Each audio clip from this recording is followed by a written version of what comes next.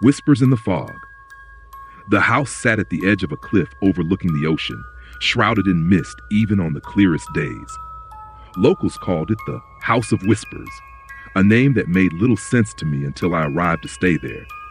My great-uncle had passed away and left it to me, a surprise inheritance I didn't question too closely. I needed a place to stay, and the rent was non-existent. A win-win, I thought, at least until the first night. When I arrived, the fog was thick, curling around the house like fingers as if it were pulling it into the sea. The house loomed before me, worn by years of salt and wind. Its gray stone exterior and broken shutters gave it an appearance more akin to a fortress than a home. My belongings felt heavier as I approached, and a chill crept over me, despite the mild weather.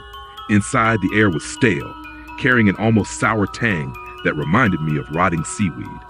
I took a breath, trying to shake off the eerie feeling, and reminded myself it was just an old house that needed a little warmth.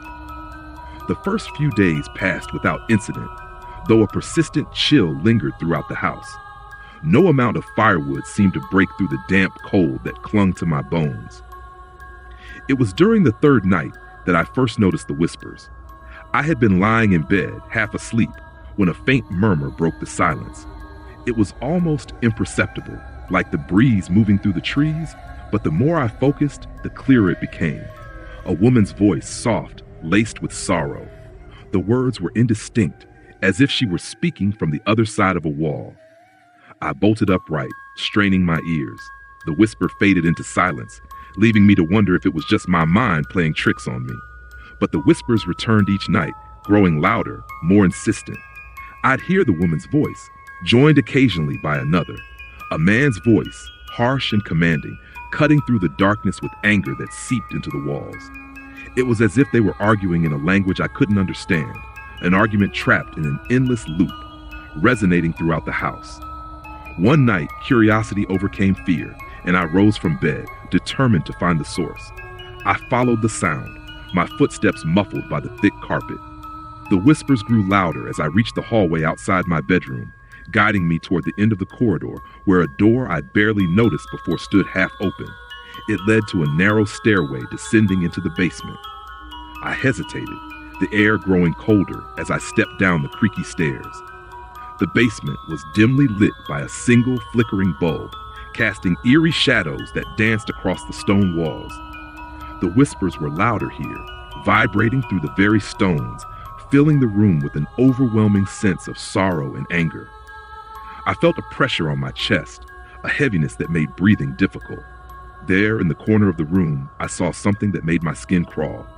A small, dusty mirror lay on an old, decaying table, covered with cracks and grime. But it wasn't the mirror itself that terrified me. It was the faint image within it, the reflection of a woman with hollow, dark eyes staring back at me. She seemed to watch me, her lips moving silently, as if trying to tell me something. I felt a chill run down my spine as her face contorted with anguish, and I stumbled back, my heart pounding. The mirror's reflection seemed to grow darker, and suddenly I heard her voice, louder than ever, clear and piercing. "Help me," she whispered, the words laced with desperation. I turned and ran, the whispers following me up the stairs, wrapping around me like a fog. I slammed the door shut and locked it, my heart racing as I pressed my back against the wall, listening to the silence that followed. I barely slept that night, and when morning came, I decided to learn what I could about the house. I visited the local library, poring over old newspapers and records. It wasn't long before I uncovered the chilling truth.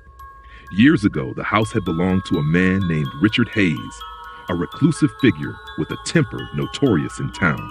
He'd married a young woman, Amelia, who was never seen again after their wedding. Rumors had circulated that she died mysteriously, but nothing was proven. Her body was never found.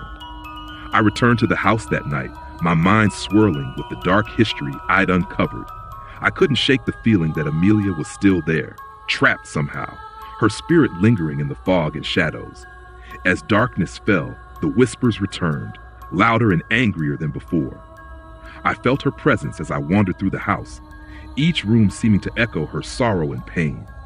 The whispering led me back to the basement door, and despite the terror gnawing at my gut, I forced myself to descend once more.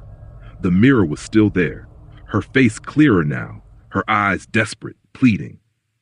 I took a deep breath, reaching for the mirror with shaking hands. The moment I touched it, a wave of icy cold washed over me, and I heard her voice again, whispering, "Set me free." Without thinking, I lifted the mirror and smashed it against the floor. The glass shattered, scattering across the stone, and the air grew impossibly cold.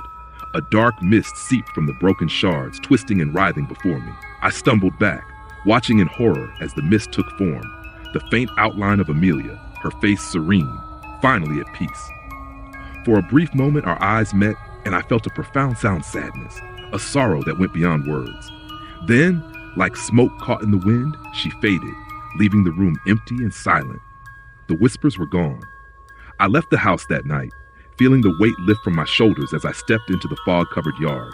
The air was still, the silence no longer oppressive but peaceful, like a long-held breath finally released. As I drove away, I glanced in the rearview mirror one last time. The house sat quietly in the fog, no longer shrouded in sorrow, finally at rest.